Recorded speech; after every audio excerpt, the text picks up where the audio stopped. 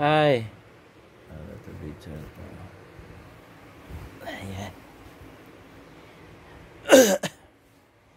Hello, good evening. Nakahiga ako kasi gusto ko mag-harvest pero yung gamitin ko sana yung pera. Ito, pambili ng bigas pero hindi ka pwede makano sa crypto. So, na-realize ko na maganda talaga ang cryptocurrency kung doon ka mag-invest. Maganda yan. Pero staggered mo. Huwag mo ilagay sa isang basket kasi mahirapan ka mag-withdraw ng pera kung kailangan mo. Kung sinong tumataas, pwede mo siyang i-withdraw. Sayang naman kung pwede mo i-withdraw pero negative ka. Ang ngayon kasi ang crypto, kasi sumakay si Trump, si President Trump ng US. Mayaman at makapangyarihan. Ang nila is si Trump kasi nagano siya ng investment kasi future fund ng US in the future. Kasi alam natin in the future is mga cryptocurrency na ang gagamitin ng pera. Wala na ating mga currency ata na mga katulad ng Philippine currency. Hindi na ata magamit yung crypto na ata. Philippine crypto. Wala mang Philippine crypto Baka malamang Philippine crypto. Wala lang pera. Gamit na yung cellphone. Ingatan mo yung cellphone kasi nandun yung pera lahat. Kaya mahirap din di ba? So, kung sabayan mo ang pag-invest ni Trump sa katulad ng Ethereum, malaki yung halaga ng Ethereum. Solana, malaking halaga. Solana 8,000 lang. Yung Ethereum naman is 100 plus ata yun. Tapos yung Bitcoin ang doon sila nag-invest ang US. Malaki nila, almost 70%, 30% I think. Tapos pinili lang Ripple, XRL 100 plus per share At saka ADA. Ang ADA ngayon magandang invest kasi maliit lang naging 38 na siya at this moment. Pizza yun basta siya ADA buwag lang. So doon kasi ako nag-invest kay ADA kasi yun ang maliit na investment kasi 39 at saka pwede makabili na 160 i-approve na sa system. Doon ako dito ako nag-invest sa Gcash. Maliit lang, pambili lang bigas. Pero hindi ako makakuha kasi binabantayan ko ngayon kasi kung maging 38 siya, mag-invest naman ako ng 160 pesos, di ba? Kasi kapag tumaas yan hanggang 55, 60, from 38 to 60, di malaking may apat na So 38, 40, 18, kung 60, 20 plus. Di ba? 20 plus. Sa 160 mo, kung may apat ka, 120 plus. Di ba? Kung may apat ka, pag 28, kung mag 65, 65 minus 38, magkano ba? 38, 65. So, 38, 50, 12 plus 15, 27 times 4, 28, 4 times 7, 28, 108, 160 mo, may kita ka ng 108, diba? Ang gandang investment na, pero hindi mahal. Ngayon ko lang naranasan, kasi bago pa lang ako, ngayon ko lang naranasan na sila ay nag-down lang, nag-float sila ng down percent, negative yung red, lang, magwa 1 week na. Ito nakarang other week, maganda yung kasi makatipira ko, kunti-kunti, kasi sinistaggered ko siya. Magiging 8%, down to 8% up, tapos down to 6 to 7%. Pag 8% green up, niyan harvest ko na, syempre kumita ka ng konti doon. So ngayon, kasi doon ako nakita si ADA. Si ADA kasi ang umabot siya ng 65%. Matakin mo yung 65% pam. 36 na ata, 34 na yun yung pera na nun. Na-hype ako kay ADA.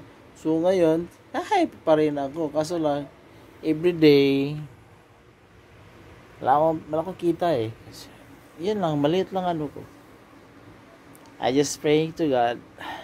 Kung sabayan mo si Trump, kasi alang yan man ang US, kinakonsado yung CEO na mga crypto niyan, ang crypto na si Arnold,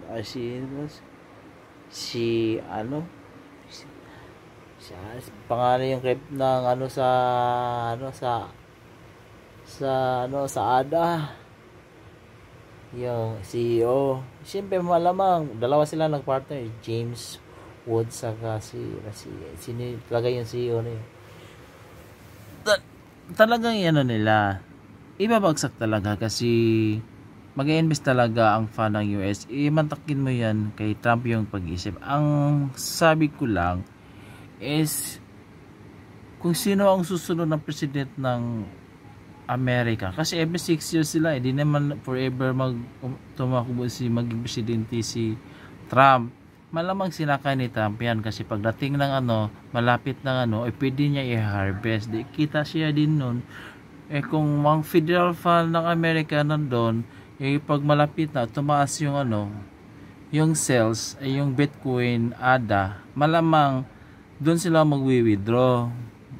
Di ba bright si Trump? Kasi hindi naman sila katulad ng Korean, yung yung si King, mga sultan na forever along run sila yung naging legacy, sila yung ng bansa. Ang US kasi every 6 years ay iba ng presidente. Business minded kaya si Trump. Kaya yun ang expectation ko. Gamitin niya ang fund kasi yung secret fund ng president ay hindi naman yan eh. Kumbaga, sino ang sunod na presidente? Nasaan yung fund na ito? Ito, nawala yung 6 trillion US dollars. 33. Kasi ang US ang pinakamalaking utang sa buong mundo. Ay, matangkip yung US pa ang pinakamalaking utang sa buong mundo. Mabot ata sila ng 100 trillion? Almost. Iwan ko, basta malaki ang US ang pinakamalaking utang sa buong mundo. Ang US naman nagpa-funding ng mga weapons. Ang US nagsusupport ng mga anong bansa kasi nagbi-business sila within returns. Kaya matagi mo matalino. Sila pa sa World Bank, ang US ang pinakamalaking utang sa buong mundo. Kung ang Pilipinas natakot umutang mga presidente, natakot yung Pilipino, pero matakin mo ang US malaking utang sa buong mundo. Ang Pilipinas corrupt din. Kaso lang ang US hindi corrupt. Sila na future. Ang Pilipinas umutang pero future sa pamilya nila, hindi sa bansa. Ang US umutang sila sa World Bank para sila umangat lalo.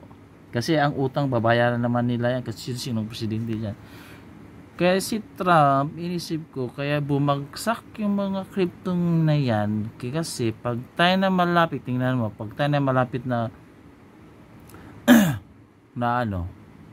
siyempre mag-harvest si Trump. Kasi anong kita? Sa kanila yon. Kung sino presidente na, may example, nasaan yung 30 trillion dollars na wala sa inyo sa yung example lang ba, nasaan yung nawala? Siyempre, nandito yung pera na hindi namin ninakaw, nandun, siyempre. Alam na, hindi kumita na siya, parang katulad yung iba, binideposito lang yung pera, hindi sa Pilipinas, yung ibang, politician, tinatime lang nila sa bank. For example, dating presidente, si hindi magbigay ng fund, pero ini-invest lang, tinatime. Kung mag-time ka ng trillion piso sa bangko, isang taon, magkano kita nun? Di sa bulsa ng presidente nun, hindi naman nagsabi kung nasaan yung fund, pundo lang yun Example, pundo, 1 trillion piso, pundo. Tapos, pag tingnan nasaan yung 1 trillion piso, di mag-request ng nandun sa nakinanyan yung chicken, nandyan yan. Siyempre, automatic man sa bangko ng land bank, kasi land bank man talaga ang government nga, di ba? Ganon din si Trump. Kawais nga ba, as a politician, businessman ka din, talagang doon ka kumita din yung pagtatay. Kasi hindi man pera niya nila yan, pera ng bayan yan. Tapos ngayon, kumita ng interest sa kanila yan, hindi pwede mapunta sa bayan. Kasi doon man nagbi-base sa kung magkalong pera ang nahawak sa buong taon o 5 o 6 na taon na yun, di ba? Kaya kung kayo sa ngayong taon lang ngayon, kasi sinakyan ni Trump ang cryptocurrency, parang bumagsak lahat, baka malamang nandun siya lahat, yung 4 na lang yun ang pinagsabi niya, pero yung iba nag-invest din si Trump. Kaya sabayan niya lang yan. After from this year, within 6 years, staggered yung pag-aangat ng mga crypto.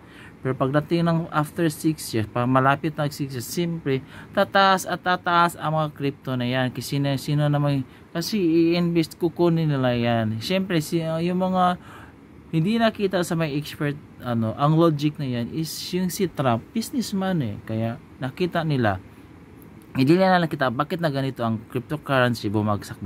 Kasi kasi gusto ng US, doon sila nag-receive ng fund. Hindi naman tuloy-tuloy maging presidente si Trump. Si Trump ay mag-i-expire within 6 years. Oh. Ha? Oh, swak daw. Kamo na. Kaya kung ikaw ay natakot sa pag-invest ng crypto ngayon, huwag kang matakot. In the future, malaking kita mo nun, diba? Ako naman, hindi po, yung pag-i-invest ko ng crypto, pag tumataas ito, si Cardano ng 3 to 5% lang, i-harvest ko na siya, tapos ilipat ko sa lahat ng crypto naman ulit. Kasi mahirap kasi kung kailangan mo lang pera, tapos yung isang basket mo sa crypto, isang investment, pag hindi tumaas, hindi mo talaga makukuha. Yun lang ang i-suggest ko. I-invest nyo lahat, i-staggered lahat. Huwag yung si isang lang. Kasi kung nag-hype ka, ngayon wise yung may-ari ng Cardano. Kung bakit? Nung last week, abot siya ng 65%. Wala mang nag-withdraw yun. So ngayon, nagmi-meeting kasi sila nasa news, nagmi-meeting sila. So nagmi-meeting sila na syempre pagkatapos ng meeting bigla lang nag-down yung lahat ng crypto. Kasi pumasok si US, si President Trump. Nandoon naman sila ang mga billionaire sa US. Si Elon Musk, nag-invest din sila, pero they are doing the investment in Bitcoin. Sila ang mga mayaman doon sa Bitcoin tayo mahihirap doon tayo sa maliliit. Hindi naman kaya natin ang Bitcoin kasi ang Bitcoin naman 5 million ang isang share. Wala naman may light Bitcoin. Ano lang yan? Ewan ko magkano yung light Bitcoin. Mura lang din yan. Pero yung original Bitcoin talaga, yung gold, mahal. Kaya yun na. Kasi pag inisip mo na lugi ka, lugi talaga. Pero hindi makatulad na sugal na lugi ka, hindi naman talaga makuha yung pera mo nun. Dito lugi ka, pero hinuhold mo, hinihintay mo lang, panalo ka pa rin. Kasi isusugal mo, pag lugi ka talaga. Wala ka as in isang sentimo na makukuha. So mag-invest ka na ulit, lugi ka pa rin. Dito mag-invest ka na lugi. Pero pagdating ng pagtamaan sila, panalo ka. Pwede naman kunin yung pera mo. Kasi sa tingin ko, kung 5,000 investment mo, kapag sila ay nag-down ng 10-20%, ang lugi mo doon is almost 400 pesos. Hindi naman masyadong lugi. Hindi man ata sila magda-down na hanggang 30%. Kasi kung magda-down sila na hanggang 30%, lugi sila. Kung mag-up sila, kung maabot sila lang 2 to 5%, maraming mag-harvest. Di ba? Ang dami maghihintay yan. Ang dami nakita ko sa Facebook, sa YouTube, madaming bakit nagka-crash yung crypto? Ano ba ang nila sa US? Di ba? Jarvis by Trump. Power kasi si Trump, di ba? Nabili din niya yung TikTok. Aywan ko kung nabili ba ni Trump noon. Di ba? Kasi business minded si Trump. Kaya ang daming naka-advise siya mga negosyante. Pero tayong hindi negosyante, nag-base tayo ng literal lang tayo, natatakot, di ba? So based in my bago pa naman ako, hindi mo ko expert yan kasi hindi naman ako nagsabi natin na ako ay kumita doon sa crypto na yan, nakabila ko ng ganito, wala naman eh, kahit isang bigas kilo hindi nga ako nakabili, pero naglagay ako. Kung magkano kita ko, wala na akong kita, so isa may nagtatap up lang ko ng 60 pesos 80 pesos per day. Kung sino man ang mag-accept ng yung pera ko, doon ako nag-invest, diba? So hintayin ko na lang tumaas si Ada, kasi alam ko tumaas, baba pa naman to, kasi di man lahat ilagay lahat yan ni ni Trump, kasi may-ari ng mga mall yan eh, binigosyante din yan, diba? Kahit saan nagnegosyo yan. Kaya maganda yung politician pala, negosyante, kasi tayo ay hahatak din. Pero kawa naman yung mga natin, government.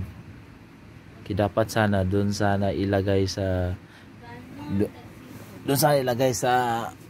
mga people of the world.